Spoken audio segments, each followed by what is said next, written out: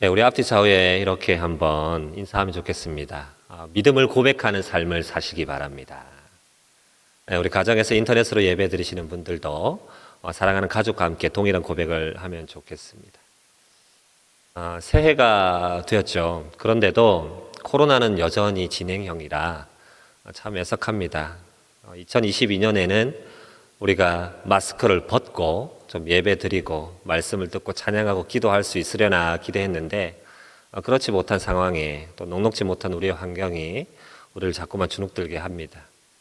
벌써 2년여가 흘렀는데요. 코로나가 발생하고 교회발 확진자라는 이름으로 다수의 감염 사례가 보도되던 때가 있었습니다. 그 무렵에 대학병원 단위의 큰 병원을 방문하게 되면 내원자들에게, 병원을 찾은 이들에게 몇 가지 질문들을 하는 질문란이 있었어요. 제 기억에 이제 한 3가지 정도가 얼른 이렇게 머릿속에 떠오르는데요.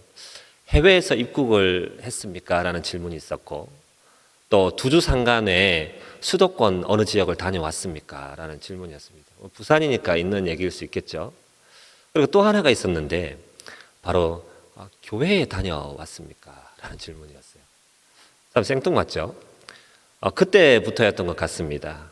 이런저런 이유로 직업이 목사라고 말하면 한 번쯤은 이렇게 고개를 슬며시 들어서 물끄러미 보는 사람들을 종종 만나게 됩니다. 위드 코로나다라고 얘기를 하면서 그것이 시작되던 때에 교회 인근의 한 식당에 갔던 적이 있습니다.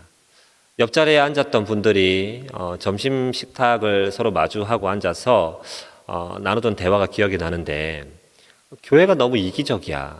자기들밖에 몰라. 코로나의 원흉이 마치 교회인 듯 얘기를 하고 그 확산세의 책임이 교회에 전부 있다라는 생각으로 얘기하는 것을 기억합니다. 우리 너무나도 잘 알고 있지요. 교회가 갖춘 방역 시스템이 일선 행정기관이나 식당, 카페들보다 훨씬 강력하고 촘촘하다는 것을 우리는 잘 알고 있습니다. 하지만 그들은 그것을 모른 채 교회에 다닌다는 이유만으로 성도들을 주눅들게 하는 눈총을 쏘아대고 있어요. 여러분, 올해도 크게 다를 것 같지는 않습니다. 성도들은 그간 지켜왔던 우리 믿음 생활의 상당 부분을 위협받고 세상의 요구에 맞추어서 우리가 믿고 또 고백하는 바를 좀 숨겨보려는 그러한 시도, 그러한 노력들을 기울일 수밖에 없을 거예요. 그러나 오늘 본문을 통해서 가장 담백하고 가장 명료한 믿음의 고백을 마음 가운데 좀 담아보시기를 바랍니다.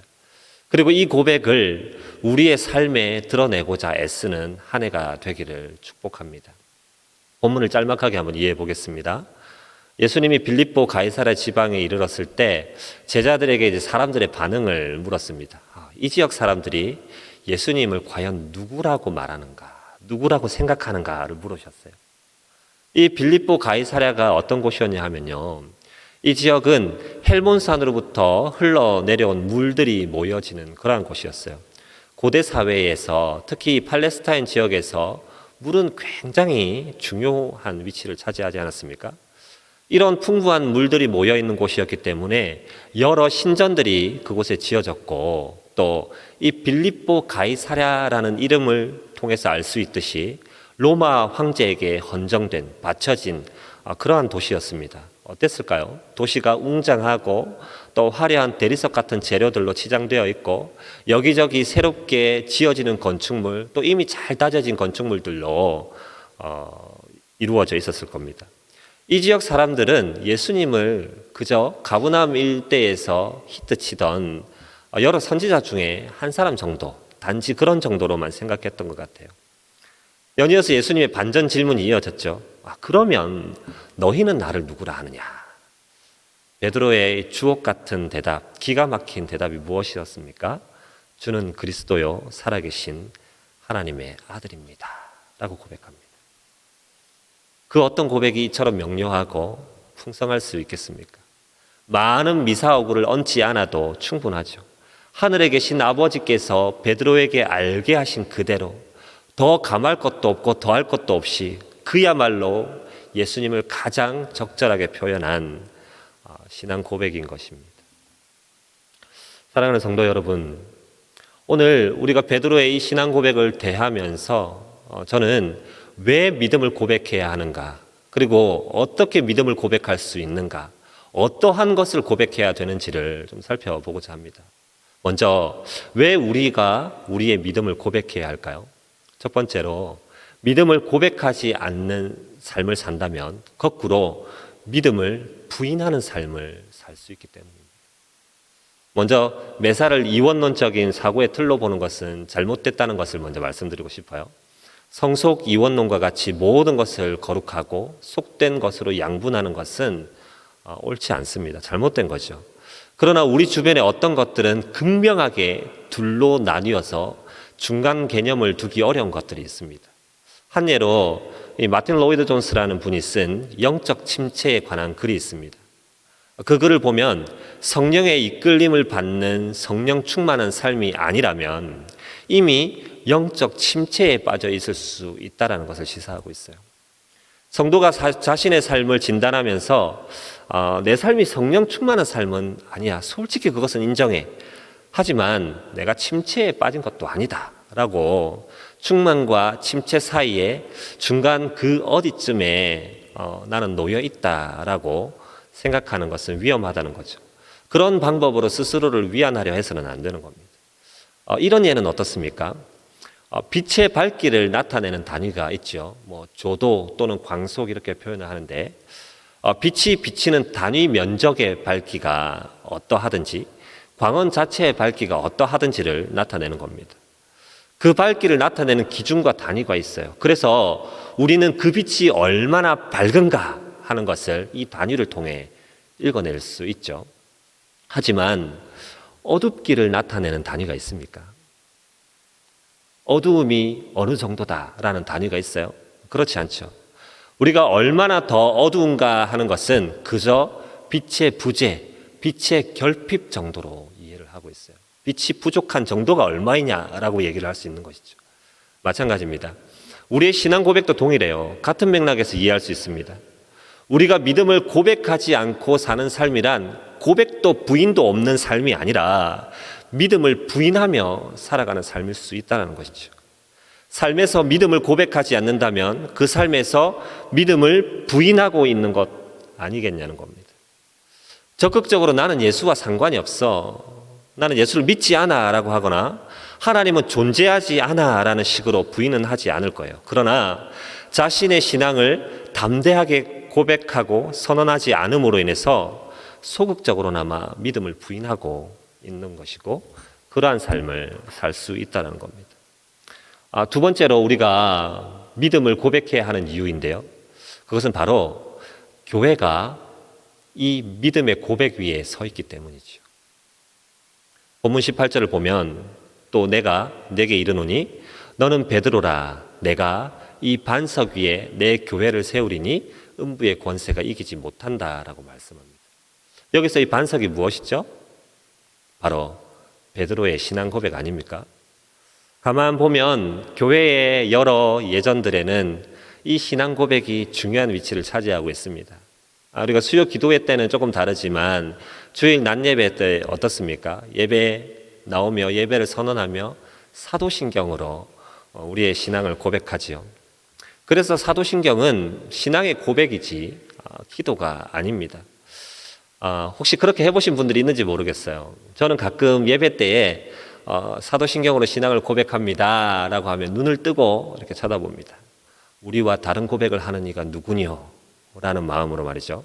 그런데 주를 예배하고자 모인 우리 교회, 곧 우리 성도들이 하나의 동일한 고백으로 주님 앞에 선언하고 있는 그 장엄한 광경을 보셨습니까? 이것이 얼마나 감격스러운지 몰라요. 또 교회가 세례를 베풀 때는 어떻습니까? 집례자는 세례받을 사람의 믿음이 어떠한가를 물어요. 그리고 세례받는 사람은 온 교회 앞에서 자신이 믿고 또 영접한 예수 그리스도를 또 그를 믿는 신앙을 고백합니다. 역시 함께 모인 우리 교회는 그 신앙 고백을 듣고 어떻게 하죠? 우리 교회의 책임 있는 성도, 한 피 바다 한 몸 이룬 우리의 지체임을 알고 또 하나의 책임 있는 구성원으로 받아들이게 됩니다. 그래요. 우리는 믿음을 고백하는 교회 구성원이에요. 또 세상 속에 살아가는 교회로서 끝내 믿음을 부인치 않는 삶을 살아야 하는 사람들입니다. 그래서 믿음을 고백하는 삶이 중요하다라고 말씀드릴 수 있는 거예요. 그렇다면 우리의 고백의 내용은 무엇입니까? 어떠한 것을 고백해야 합니까? 첫째로 우리의 죄됨을 고백해야 합니다. 여러분, 문명의 수준이 높아지고 이른바 지성인이 많아지면서 윤리도 아주 정갈하고 고차원적인 것으로 다듬어져 가고 있어요. 격식 있고 다방면의 소양을 갖춘 사람들이 참 많습니다. 예를 갖춘 사람들이라고 할 수 있겠죠. 그런데 그런 것이 사람의 무흠함을, 죄 없음을 입증하는 도구가 될 수는 없어요. 인생은 하나같이 죄 중에 잉태되었고 예수 그리스도의 대속하심이 없이는 죽었던 자신을 살릴 힘이 우리에게 있지 않습니다. 하나님이 은혜로운 선물로 주신 믿음이 아니고서는 헤어나올 길이 없습니다. 아멘이시죠? 그런 인생이 죄사함을 받고 의롭다 여김을 받았어요. 오늘 베드로의 이 고백, 주는 그리스도시요라는 이 고백에는 예수님이 메시아라는 사실, 구원자라는 사실, 왕과 제사장이요 선지자라는 사실이 분명하게 담겨져 있습니다. 인간의 죄됨을 고백하고 있는 것이죠. 이미 얻은 구원이지만 동시에 아직 이루지 못한 구원이기에 못다한 성화의 삶을 살아가는 우리임을 고백하는 겁니다. 여러분, 여기에도 하나님의 치밀한 구원 역사가 있습니다. 어떻게 하십니까? 성령께서 함께 하시는 것이죠. 우리의 죄를 깨닫게 하시고 그 죄를 날마다 십자가 아래 끌어나오게 하시고 용서함을 통하여 다시 한번 이 삶을 살아낼 진력할 수 있는 여력을 더해 주시는 것이죠. 주 안에 사랑하는 성도 여러분, 우리가 삶을 살아가면서 우리의 죄됨을 고백한다는 것은요, 예수님의 죄 없이함, 이 속죄하심을 못 믿어하는 것이 아니죠. 십자가에서 죽으셨던 그 사건이 부족하였나라고 얘기하는 것이 아닙니다. 다 용서하신 것이 아니기 때문에 우리의 죄가 남아있어라고 고백하는 것이 아니죠. 오히려 여전히 우리는 하나님의 은혜 없이는 안 되는, 그분의 돌보심 없이는 안 되는 연약한 인생이라는 것을 고백하는 거예요. 하나님의 이 한결같은 은혜, 섭리하심으로만 마침내 구원을 이룰 수 있는 존재라는 것을 고백하는 겁니다. 자, 그런 사람이 하루하루를 산다고 해보실래요?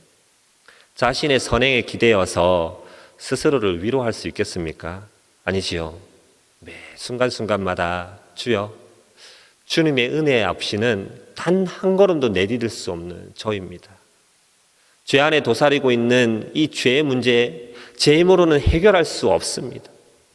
십자가의 그 보혈로 구원하신 아버지, 우리를 붙잡아 달라고, 그 은혜로운 자리로 이끌어 달라고 고백하며 나가게 되는 것이죠. 그래서 무엇이 중요하다고요? 우리의 죄됨을 고백하는 하루하루의 삶이 중요한 것입니다. 두 번째로 우리가 고백하여야 하는 것은 예수 그리스도의 주 되심을 고백해야 합니다. 로마 시대에는 다양한 형태의 계획 도시들이 있었습니다. 한 예로 우리가 빌립보 같은 곳을 예를 들 수 있을 거예요. 루디아 떠오르시죠? 이곳은 퇴역군인 가정을 중심으로 형성된 도시였기 때문에 황제에 대한 충성심이 남다른 곳이었어요. 수많은 이런 도시들 가운데에 종종 황제에게 바쳐진 그러한 도시들이 있었는데 오늘 본문의 빌립보 가이사랴가 바로 그런 곳이었습니다. 당연히 이 지역 사람들의 자부심은 대단했어요. 꼭 그렇지 않다 하더라도 황제야말로 이 지역 사람들의 참 주님, 주였을 겁니다. 거리 곳곳에서는 여러 신들을 제사하고 황제를 찬양하는 소리들로 뒤섞여 있었어요. 그런 가운데 베드로는 예수 그리스도가 주님이라는 사실을 다시 한번 얘기하고 있어요. 그 사실을 분명하게 고백하고 있습니다. 여러분, 그때나 지금이나 어느 누군가를, 상대방을 주님, 주인이라고 부르고 고백할 때는 자신의 상대적 위치를 정의하는 것이지요. 내가 이 주님의 종이라는 고백이 담겨 있는 겁니다. 그리스도의 주재권, 로드십 이런 얘기를 많이 하는데요. 그리스도 예수의 주인 되심을 고백하는 삶, 그 삶이 있어야 된다는 거예요. 고린도전서 4장을 보면 바울이 하나님의 비밀을 맡은 자신에 대한 얘기를 하고 있고 또 그런 그들에 대한 권면이 담겨 있습니다. 1, 2절을 보면 사람이 마땅히 우리를 그리스도의 일꾼이고 하나님의 비밀을 맡은 자로 알고 있다라고 얘기를 해요. 자신의 정체성을 말하는 것이죠. 먼저 여기에서 일꾼이라는 단어는 원어상 보면 아래에서 노를 젓는 사람이라는 뜻을 갖고 있는데 당시 노예선에서나 볼 수 있는 갑판 아래에 노를 젓는 사람들을 말합니다. 갑판 위쪽에서는 전투병이 있고 갑판 아래에는 어떤 사람들이 있어요? 배에 노를 젓는 노예들이 있었어요. 나는 그런 사람과 같다. 일꾼은 바로 그런 존재다라고 얘기를 해요. 그리고 연이어서 뭐라고 얘기를 하냐면 그런 일들을 맡은 자들에게 구할 것은 뭐라고 하죠? 충성이라고 얘기를 합니다. 여기에서 충성은 헌신과 복종 이런 의미만 갖고 있지는 않습니다. 오히려 원어상 더 가까운 의미는 신뢰, 믿음이라는 의미를 가지고 있어요. 전투병들이 갑판 위에서 항해하는 이들이 갑판 아래 보이지 않는 이들의 그 믿음, 그 충성된 헌신을 보도록 하는 것입니다. 무슨 말이냐면요, 우리가 예수 그리스도의 주 되심을 고백한다면 그를 전적으로 믿고 그에게 믿음직한 일꾼이 되어 믿음으로 고백하는 삶을 살아내어야 하는 것이죠. 세 번째로 우리가 고백해야 할 것은 예수 그리스도의 하나님 되심을 고백해야 합니다. 베드로는 예수님을 살아계신 하나님의 아들이라고 고백해요. 예수님이 하나님이라는 의미이죠. 우리는 이와 같은 믿음의 고백을 통해서 전능하신 하나님이 우리의 삶을 친히 이끄신다라는 것을 더욱 굳건하게 믿을 수 있습니다. 우리의 믿음의 주는 삶과 동떨어진 분이 아니에요. 저 멀리 계신 분이 아닙니다. 우리의 삶에 실시간으로 역사하시는 하나님이에요. 그렇기 때문에 우리의 삶의 여러 어려운 부분들 다 해결하시고 인도하실 수 있는 능력 있는 하나님이시죠. 그런데 우리는 그 하나님을 우리가 나름으로 정한 공간과 시간과 한계에 묶어두고 살려고 합니다. 하나님과 상관없는 삶을 좀 살아보고 싶은 거예요. 할 수만 있다면 주일에만 또는 내가 원하는 때와 장소에만 그리스도인이었으면 좋겠다라는 것이죠. 이게 얼마나 현대인들이 생각할 수 있는 간편하고 또 좋은 방법입니까? 이것이야말로 신앙 고백이 없는 삶이지요. 영혼도 살리고 병도 고치고 세상도 심판하시는 분인 줄 알아요. 그런데 내 삶에 있는 어떤 비중 있는 그러한 가치보다 덜한 분, 그리고 그러한 일들에는 별달리 하실 것이 없는 분으로 치부해버리고 마는 것이죠. 하지만 우리 주님은 온 세상의 창조자요 통치자이십니다. 믿음으로 고백하십니까? 순간순간 그 고백이 우리의 입술과 마음을 통해 드러나시나요? 그 하나님은 뜻하신 바를 반드시 이루시는 분이시고 그 이루시는 모든 일들은 선한 일인 줄로 믿으십니까? 이 선한 이루심으로 지금도 온 세상을 이끌어 가시는 분이라는 이것을 우리의 믿음으로 고백할 수 있기를 축원합니다. 그 다음에 우리가 보아야 할 것이 있어요. 그렇다면 우리는 어떻게 우리의 신앙을 삶으로 고백할 수 있을까요? 우리의 믿음의 고백에 이 모든 것을 담아내었다면 어떻게 삶으로 드러내 보일 수 있을까 하는 부분입니다. 첫 번째, 바로 입술로 간증해야 하는 것이죠. 신앙 고백은 다분히 선언적이라고 할 수 있습니다. 기독교 신앙은 또한 매우 신앙 고백적인 것이다 할 수 있어요. 로마서 10장 9절 이하를 보면 네가 만일 내 입으로 예수를 주로 시인하며 또 하나님께서 그를 죽은 자 가운데서 살리신 것을 내 마음에 믿으면 어디에 이르러요? 구원을 받는다라고 말씀하죠. 그리고 연이은 10절에서 사람이 마음으로 믿어 의에 이르고 입으로 시인하여 구원에 이른다라고 얘기를 합니다.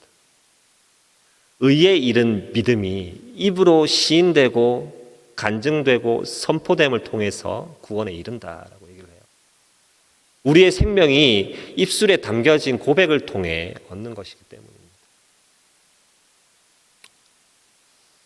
이뿐만이 아닙니다. 누가복음 17장에는 나병 환자 10명이 예수님의 그 치유의 역사를 통해서 나음을 입었던 사건을 기록하고 있습니다.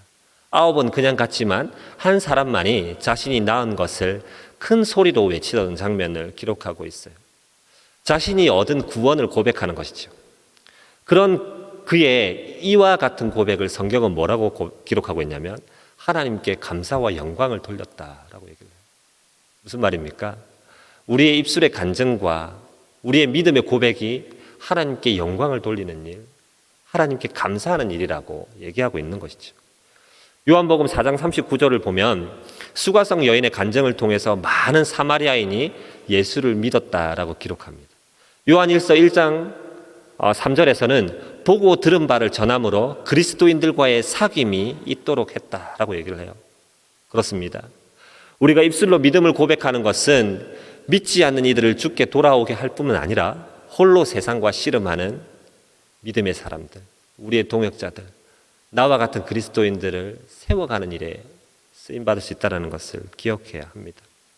여러분, 우리가 심히 위축되고 침체되었을 때 예수와의 진한 만남을 고백하는 이들로 인해 얼마나 큰 힘을 얻었습니까? 그러므로 입술의 간증으로 고백할 수 있는 우리 모두가 되기를 바랍니다. 그리고 입술의 고백이 중요한 이유를 또 한 가지만 예를 들어 말씀드리고 싶은데요. 제가 오늘 설교 준비를 하면서 아내가 제게 살짝 물었어요. 여보, 혹시 제 얘기가 들어가나요? 원치 않는 것이죠. 그래서 조금 들어간다 얘기를 하고 빼두었다가 부랴부랴 정리를 해서 머리에 좀 넣었습니다. 저는 이제 청년 수가 한 500여 명이 모였던 곳에서 청년 생활을 했는데 제 아내는 그 교회 안에서도 뭇 형제들의 시선을 끄는, 뭇 형제들이 심히 흠모하는 여인이었습니다. 그들과 저의 차이가 있다면 고백을 했느냐 그렇지 않느냐의 차이예요. 지금은 뭐 꽤 도시적인 사람으로 비추어질 수 있지만 그때만 하더라도 꼬질꼬질 때도 좀 껴있고 어느 분들의 표현을 빌자면 이 삶에 찌든 흔적들이 너무 많이 보이는 고학생이요 자취생이었어요. 그런 아내에게 고백을 했단 말이죠. 그런데 이 고백이 갖는 여러 의미들이 제게는 훨씬 더 강력하게 와닿았습니다. 그래서 사랑은 책임이고 의무고 의리고 이런 표현들을 하는 것 같아요. 제가 고백을 하고 또 다른 이들에게 그와 같은 사실을 알린 순간부터 저는 더 이상 다른 여인에게 눈을 둘 수 없는, 마음을 허락할 수 없는 그 한 사람이 되었던 것이죠. 여러분, 우리가 우리의 신앙을 고백하고 입술로 계속해서 거듭 나타낸다는 것은 바로 이와 같은 의미도 가지고 있다는 것을 기억해야 해요. 다른 이들에게 내가 사랑하는 예수가 어떤 분이고 예수가 나와 무슨 관계인지를 거듭거듭 선포하며 나아가는 것이지. 그리고 또한 우리가 고백하는 방법에 대해서 한 가지 더 볼 것은 행동으로 고백해야 한다는 것이죠. 행동으로 고백하는 신앙인 다윗을 잠깐 소개하려고 하는데요. 사무엘상 17장을 보면 이스라엘과 그들의 허리에 가시가 되었던 블레셋이 골짜기 하나를 두고 싸움하던 장면이 있습니다. 성경은 이 마주선 블레셋의 장수의 이름을 골리앗이라고 얘기를 하고 있고 골리앗을 일컬어서 싸움을 도두는 자라고 표현을 하고 있습니다. 이 싸움을 도두는 자라는 의미는 대치하는 두 군대가 서로 마주서서 싸울 때에 상대방을 사기를 떨어뜨리기 위해서 상대방의 사기를 떨어뜨리고 그들을 주눅들게 하기 위해서 내보내는 장수였습니다. 장군전과 같은 것이었죠. 그리고 이 선봉장이었던 골리앗을 내세움으로 통해서 승기를 확 잡고자 하는 그들의 의도가 담겨져 있었습니다. 골리앗이 얼마나 위협적인 사람이었는지는 그의 용모와 입은 갑옷 또 손에 든 무기의 설명을 통해서 짐작할 수 있어요. 한편 이에 맞서는 다윗은 어떻습니까? 사무엘상 17장을 쭉 읽어 내려가다 보면 이 다윗이 얼마나 볼품없는지를 얘기하고 있어요. 사울이 건넨 갑옷을 입었지만 옷이 안 맞아요. 어색한 거죠. 몇 걸음 걸어 보았지만 불편해요. 체격 좋은 사울의 갑옷이 맞을 리가 없었습니다. 갑옷을 벗어두고 그저 매끈한 돌 5개를 집어들고 골리앗 앞에 섰어요. 사무엘상은 이런 과정들 하나하나를 말하면서 다윗이 일생일대의 전투에서 평소에 사용하던 그 보잘것없는 도구들을 사용하고 있다는 것을 말해줘요. 그리고 이렇게 외치죠. 사무엘상 17장 45절입니다. 너는 칼과 단창으로 내게 나오거니와 나는 만군의 여호와의 이름 곧 네가 모욕하는 이스라엘 군대의 하나님의 이름으로 나아간다라고 얘기를 해요. 47절에서는요. 여호와의 구원하심이 칼과 창에 있지 아니함을 이 무리에게 알게 하리라. 전쟁은 여호와께 속한 것이다 라고 얘기를 합니다. 여러분, 앞서 제가 이렇게 말씀을 드렸어요. 골리앗의 그 무서움, 그 강력함을 설명을 통해서 쭉 풀어내려가는가 하면 다윗의 연약한 보잘것없음, 일상에서 그가 생활하는 그대로 나아옴을 얘기한 이 성경이에요. 그런데 그가 가지고 나왔던 것은 일상에서 사용하던 도구뿐만이 아니었습니다. 매일매일 산을 보며 들을 보며 고백하였던 그의 믿음이 함께하고 있는 것이에요. 입술로 고백하던 믿음에서 거치지 않았습니다. 자신이 양을 치며 하던 일, 그때 사용하던 도구, 그때 하늘을 보며 들을 보며 고백하던 믿음 그대로 골리앗 앞에 서 있는 거예요. 생사가 오가는 이 중요한 순간에 그는 입술로 고백하던 신앙을 행동으로 드러냈어요. 사도행전 13장은 이러한 다윗을 하나님의 마음에 맞는 사람이다, 합한 사람이다 라고 얘기를 하고 있습니다. 믿음을 삶으로 고백하는 사람이었기 때문 아닐까요? 여러분, 베드로의 이 멋스러운 신앙 고백이 한결같이 못했음 우리 너무나도 잘 알고 있어요. 베드로도 예수님을 부인하였던 과거가 있습니다. 그러나 그의 고백이 거짓이 아니었듯 하나님은 이 베드로의 고백을 행동으로 옮겨낼 수 있는 신앙이 되도록 만드셨어요.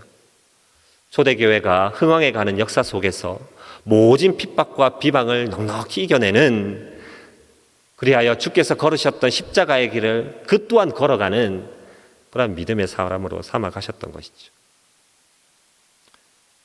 세 번째로 우리가 고백할 때 필요한 것은 유혹하는 대상에게 유혹하는 대상을 향하여 선포해야 한다는 거예요. 분명한 선포가 있어야 된다는 겁니다.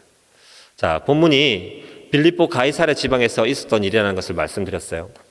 당시의 상황으로 들어가 보면 이 도시에서 일어난 일이라는 것만으로도 무게가 좀 다릅니다. 도시에서 나고 자란 사람들은 잘 모를 수 있을 겁니다. 그런데 저처럼 풀냄새, 거름 냄새가 좀 익숙한 사람은 도시의 즐비한 건물만 보아도 눈이 휘둥그레집니다. 실제로 초등학교, 중학교 시절에는 부산, 서울 이런 곳을 동경하며 살았어요.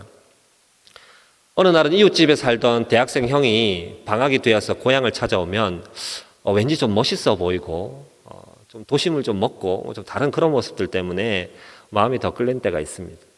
자, 예수님의 제자들의 눈에 빌립보 가이사랴는 어땠을까요? 사람들 촌 사람들이거든요. 황제의 권력과 위용을 뽐내기 위해 웅장하고 화려한 석재들을 동원해 지은 도시. 곳곳에 지어져 있거나 짓고 있는 여러 신전들 위에 가이사만을 드높이고 그 가이사를 주라고 외치는 사람들. 그곳에서 사는 사람들의 자부심이 어떠했을까요? 그 사람들 틈에서 지금 베드로의 고백이 어떠합니까? 가브라함 일대를 중심으로 한 예수가 센세이션을 불러일으킬 만한 사람인 것은 분명하지만 세례 요한이나 엘리야와 같은 선지자 정도일 뿐이다 라고 얘기하는 사람들 틈에서 이런 고백이 가능할까요? 예수를 따라 나섰던 제자들이었지만 이 도시에 와보니 사람들의 시선으로, 다른 사람의 눈으로 예수를 보니 초라하기 짝이 없는 거죠.